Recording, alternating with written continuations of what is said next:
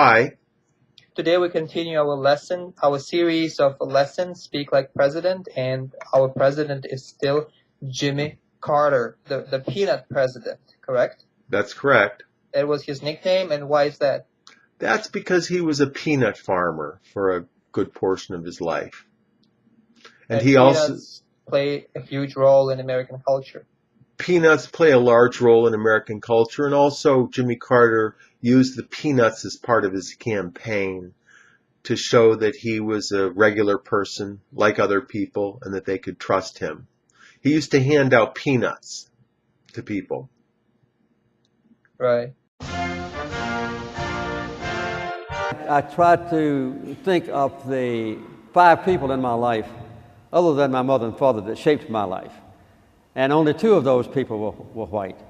So I was immersed in a black culture as a child until I was 12 or 13 years old. Immersed refers to being placed into a liquid.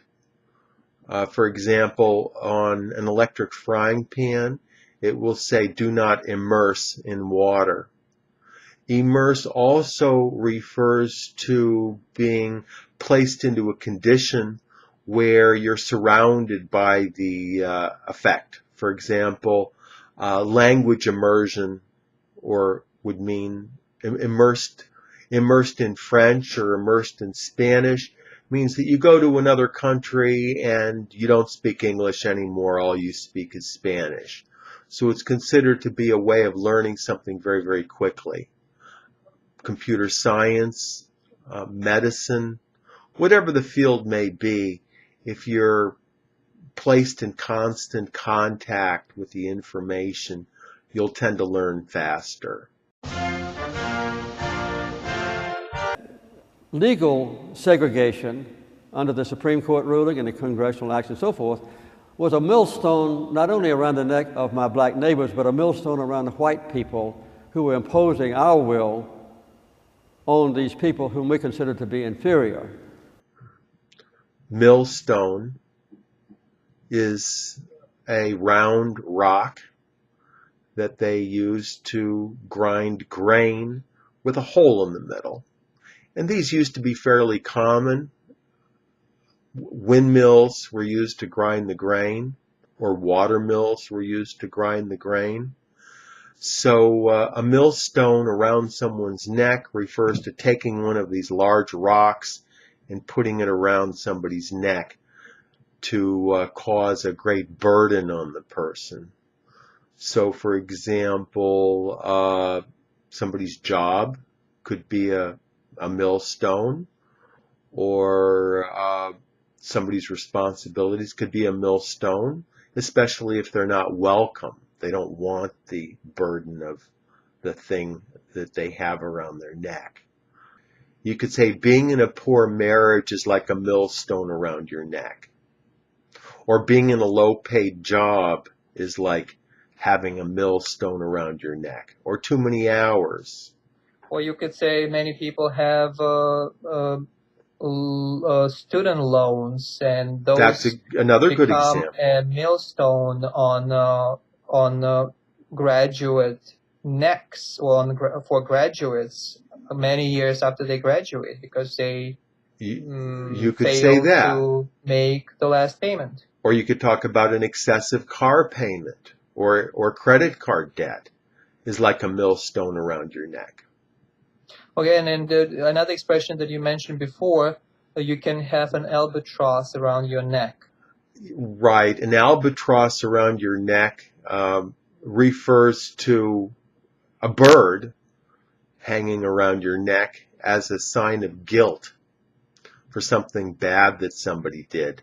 So, for example, a criminal record can be an albatross around someone's neck when they try to get a new job.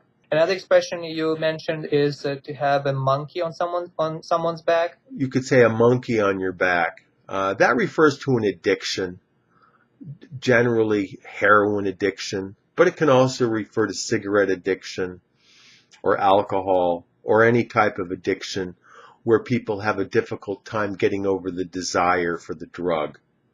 So if someone is trying to quit drinking, excessively, you can say he's trying to throw off the monkey of the back. You could say that, or he's trying to get the monkey off his back.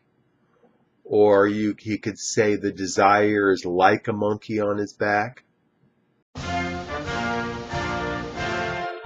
But I never dreamed of running for president until after I'd been in office as governor. So I didn't have an ambition as a young person ever to go into politics. That's just evolved step by step.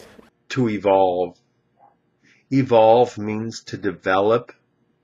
It's related to the word revolve, which more or less means to change. So evolve means to change for the better. If something changes for the worse, then you say it devolves. And a lot of things don't improve right away. It takes some time. So somebody can say my attitudes are evolving, which means that they are developing in a positive way. Or a project is evolving, again, referring to a project where the progress itself is actually fairly slow and takes some time to happen. And also, it's related to evolution, correct? The theory of evolution. So animals or all living creatures are evolving. So they are changing their shapes and bodies and habits. That's right. That's the idea, survival of the fittest. The things that are better will tend to win out. The things that are not so good will tend to get weeded out.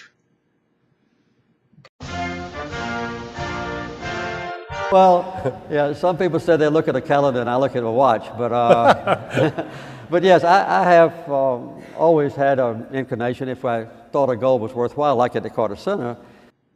Inclination refers to something at an angle, for example, a street.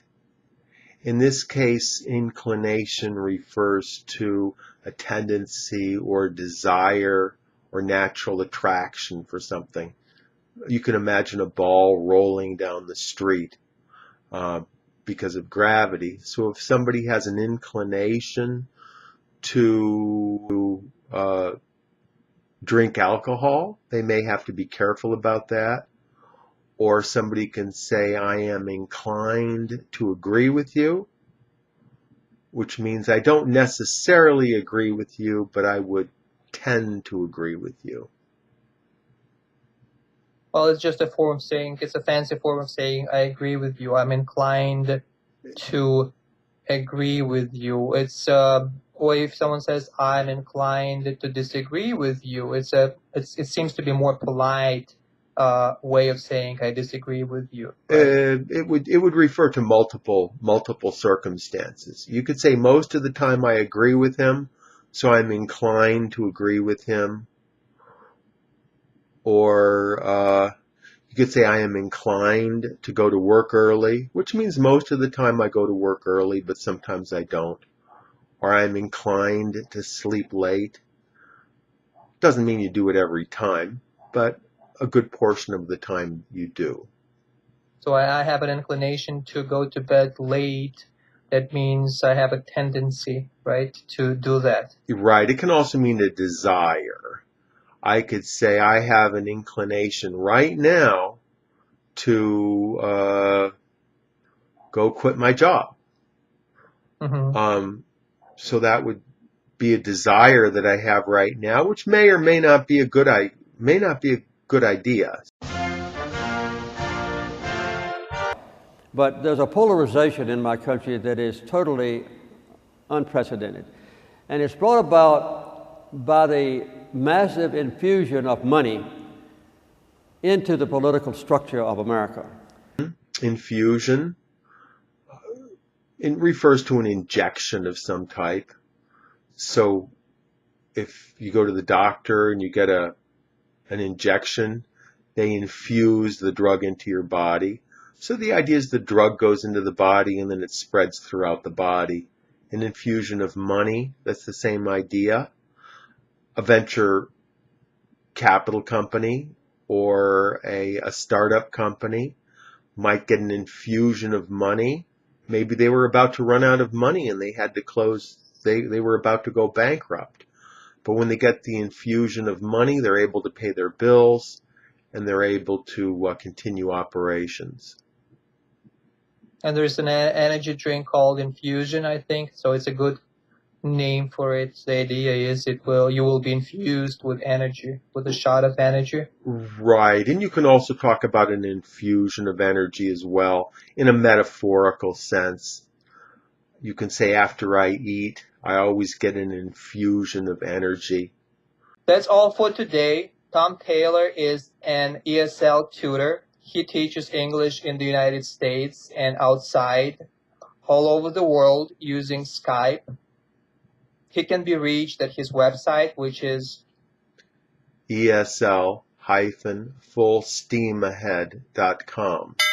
click on this link and check out his website and email with questions. Thank you, Tom, and I'll talk to you next time. Thank you.